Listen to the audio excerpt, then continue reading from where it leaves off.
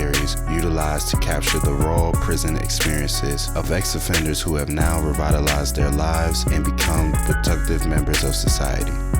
I myself have had the experience of being incarcerated, and it changed my life forever. Instead of allowing prison to break me, I used it to my benefit, and it forced me to become revolutionary. And with that, I give you With Time We Can. What's going on, everybody? We back with yet another episode of With Time We Can. This week's episode, I got my great friend, Joseph Chamberlain. Mr. Chamberlain is a juvenile lifer who got his sentence commuted. He is home now. Me and him are very close, work together, and I just wanted to give him an opportunity to share his story, how life is after a life sentence. So, turn it over to you, Mr. Chamberlain. How you doing, my brother? Doing all right. Yeah, I'm doing all right. Hey, so let's before we get into all the life sentence stuff, I just wanted to ask, so where are you from, man? I'm from Germantown. I'm from Chewing Shelton, Topside, Somerville. Oh yeah, okay. So how was that back in your? Matter of fact, what year was it when you was coming up? I was born in '75, but take it from there. Oh yeah, so you was like around the '80s. You was outside ripping and running. Okay. So how was Germantown back in the '80s? Nice. Yeah, it was nice. Yeah, a little rough. Yeah. Okay. Yeah. Did you have a mom and dad in the household, or? No, my mom and dad were divorced when I was 1 year old. Okay. Yeah. And how did that affect you at all, or did it affect you? I think in later years it affected me. Okay. Yeah. Cool. Now, do you feel like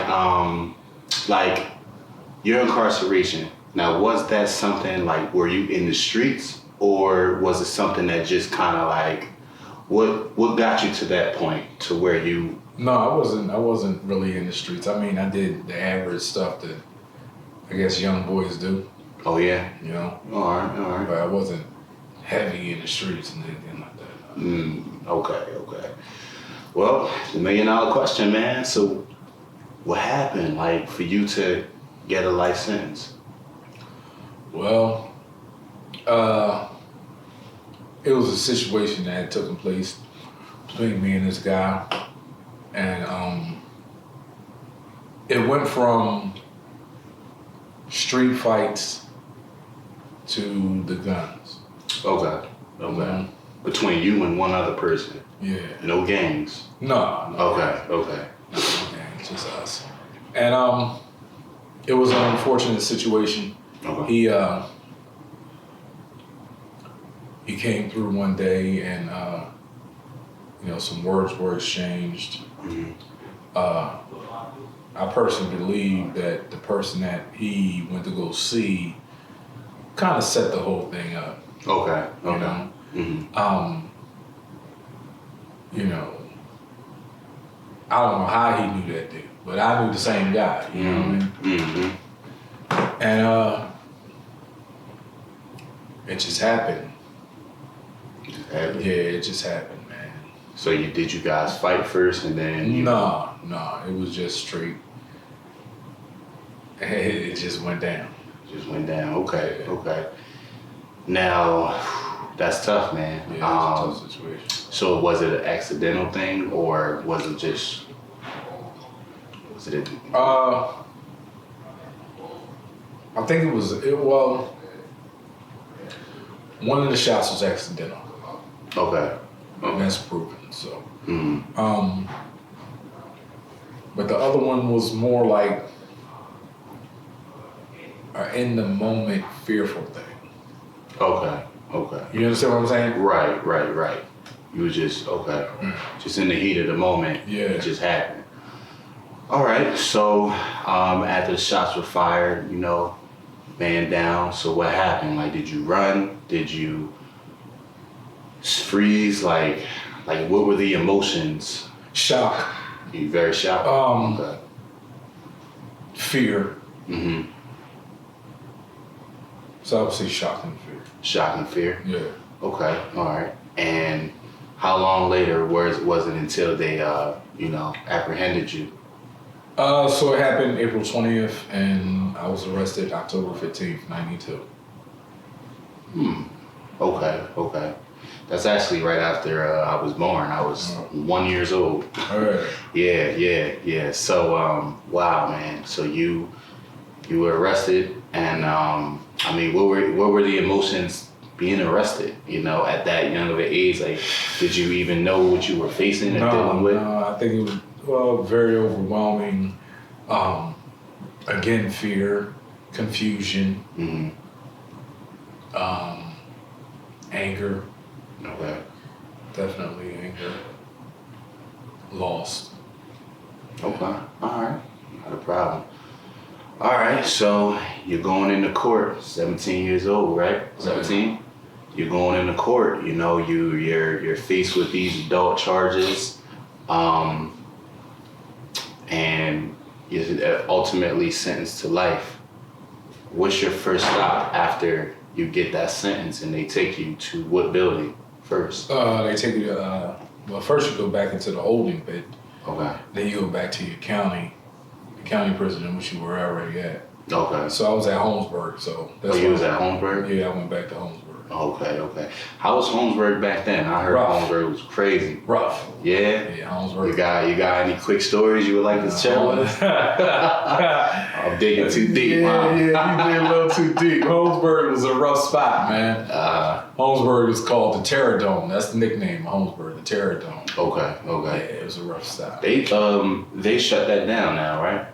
Yeah, they shut it down years ago. Yeah, Okay. they shut it down. Yeah. Okay, so you went back to Holmesburg, and then where'd you go after that? From there, you go upstate. So I went to Greatersburg. Got my number, and then from there, I went to Camp Hill for processing. Okay. Yeah, that was more like a processing place. Okay. Yeah. And how after Camp Hill, where was the next stop at? Huntington? Oh Yeah, man, so that was. You said that with a lot of aggression. So what's up with Huntington? Huntington was rough, man. Okay. Huntington was rough. Huntington is nicknamed the Castle, and it was a bad stop back then. Yeah. Okay. How long did you stay? It's actually one of the oldest prisons in PA. Yeah. So I would say it's probably, I might be wrong, but I'm pretty sure I'm right. As of right now, it should be like the third oldest. Yeah. I heard Huntington was primarily for lifers. Yeah. So, and were you 17 still going up there? Or I was were 18. 18, okay. And how long did you stay there before you? I was at Huntington for, I'm going to say about maybe 2.5 years. 2.5 years? Okay. About 2.5 years. And then where was the next stop after that? Cole Township. Okay. So basically you've been through a plethora of different prisons around Pennsylvania. Yeah. Okay, it's probably too many to even. Yeah, I've been around. Yeah. Okay. Greatersburg, Dallas, I've been around. What type of inmate were you, man? Were you an honor inmate? Were you a mentor? Or were you just, young, wild, crazy? I don't know. Yeah, I was.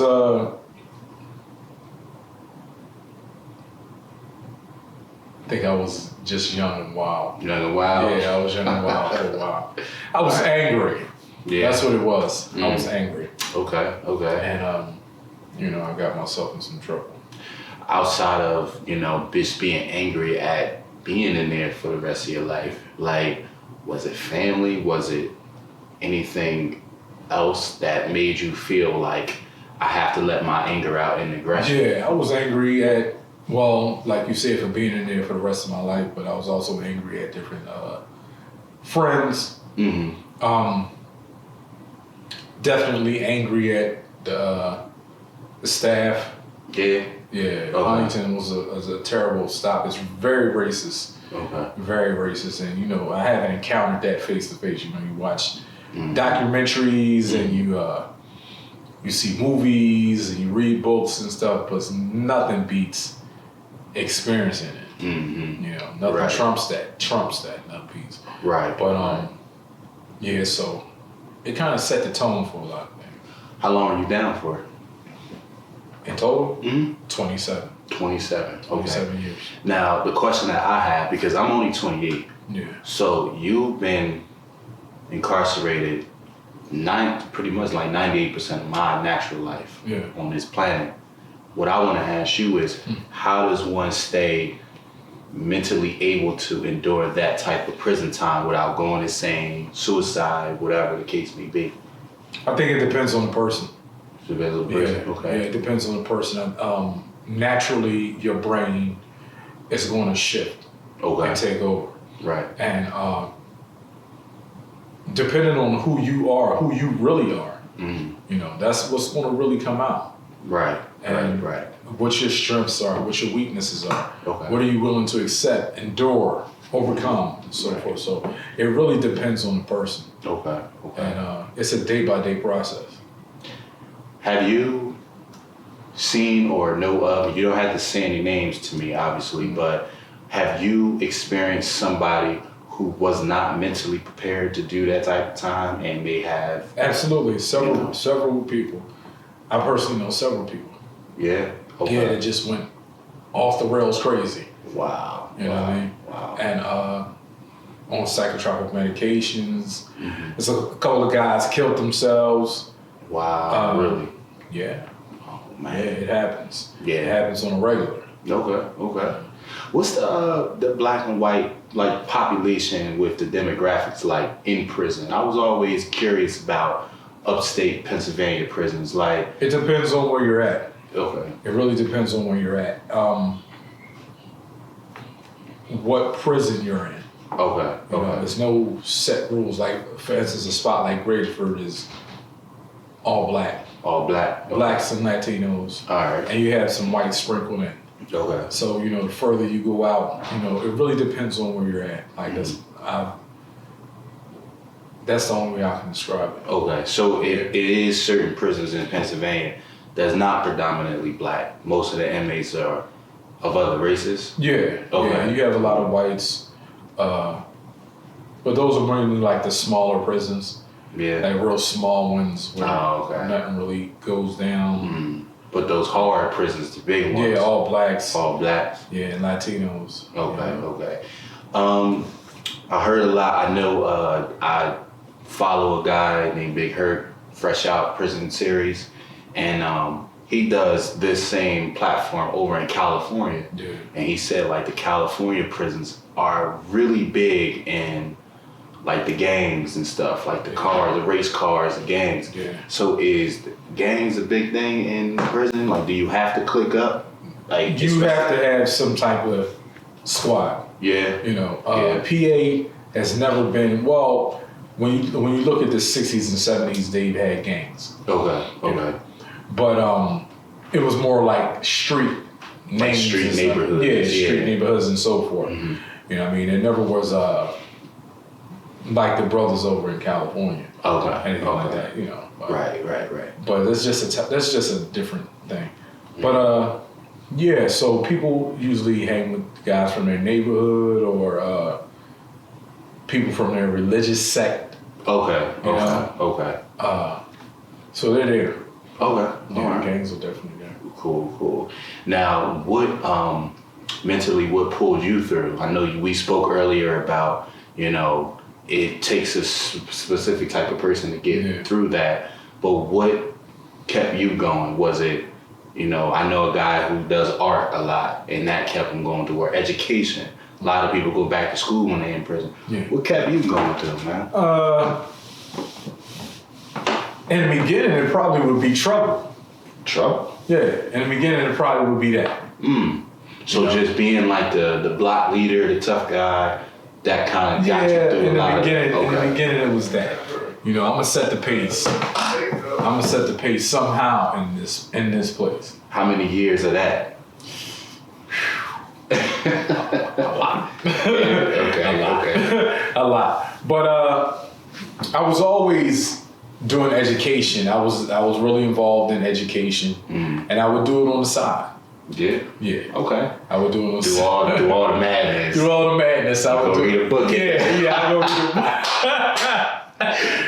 Like, this joker ain't tough, you know what I mean? But I was always reading. Okay. Involved in some type of educational activities. Yeah. I didn't really get into the sports too much. The programming was okay, but it depends on where I was at and what type of programming it was. Okay. And family kept me going. Family? Okay. Yeah, definitely. Okay. Cool. Did you did you get a degree or for continue your education? Because when you was locked up, you didn't have a GED, did you? No, I had a high school diploma. You had a high school diploma? Yeah. Oh, no, okay. Did you continue your education behind the wall? I tried it. I did the Villanova thing for a while. A lot of guys down Bracelet were doing that. Mm-hmm. And, maybe in my youth, it just didn't stick. And it was just wasn't for you. Yeah, it wasn't for me. So I jumped in vocational. Okay. And you got some trades. Yeah. Okay. All right. That's what's up. What type of trades did you get? I'm a brick and cement mason. Nice. Okay. Yeah. That's great, man. Like I have that. I have custodial maintenance, and I have carpentry level 2. All right. And that's all from up. Yeah, that's all upstate. from prison. Okay. And so, how long you been home? Since November 26, 2019. So you fresh out. Yeah, I'm really still fresh. Man, well, I just want to salute you, man. How is life now? How is it just being like in a different time period now? I'm sure it's pretty very overwhelming. Yeah. It's very overwhelming. Philly has changed so much. It's like, I see something new every day. Wow. I learn something new every day. Mm-hmm. It's overwhelming. That's all I can say. Wow. Yeah. Okay. And I try to take it day by day because at times it becomes too much. Really? Yeah. If people are being honest with time that I have or more, at times it becomes too much. And you just need that chill time. Just get away from everybody. Yeah. Time. Okay. But at the same time, I'm sure you have a support system. Absolutely. Where, they hold you accountable and check up in you and, absolutely. Shoot, I'm part of that system, man. You absolutely are. Yeah, man. Yeah. Well, I just want to thank you humbly, man, for taking the time out to give us this amazing interview. I just wanted to, see how it was. Now, what are you doing right now? Actually working at Broad Street Ministries, doing the overnight cafe, which is an excellent job. It's an excellent job. Yeah, I like this job. Yeah, I'm feeling it. I also work at Home Depot. Oh, nice. Yeah. Oh, so you got 2 gigs. Yeah. So you just boom, boom, boom. Yeah, I'm burning it at both ends, man. I work at Home Depot in the morning. Okay. So damn, no sleep. No sleep. You go right from here over there. I have to do that tomorrow. Oh, man. No sleep at all. Home Depot's pretty cool. Okay. Yeah, it's pretty cool. They're, they take care of their workers. That's decent, man. Yeah. That's decent, man. And I just want to say, man, it's only, April? So you've been home for, less than 6 months? Less than 6 months. And you already have all this, man. 2 jobs. 2 jobs, your own place. Yeah. Kicking it with your boy. You know what I mean? Hey, man. I've been pushing it, man. It ain't been easy. Right. It hasn't been easy. What's your long-term goal? A long-term goal is to definitely have my license. Well, no, that's short-term because I'm getting to get that. Okay. I'm getting to get this license. I know. And when you get your car, you're going to be a ride. Yeah, I got you. It's going to be a truck. I'm going to have it. All right. But to purchase a home. Okay. Get married. Mm-hmm. And just continue building. I want to have my own mason company. Nice. Okay. So I'm actually starting to have the material and stuff, because I'm at Home Depot. Yeah. So you right there. I'm right there. Okay. So, and I'm putting it together. Okay. Right now. All right. Yeah. Well, you heard it here best, man. With time we can. Another episode in the books, man. Yeah. All right. Episode in the books.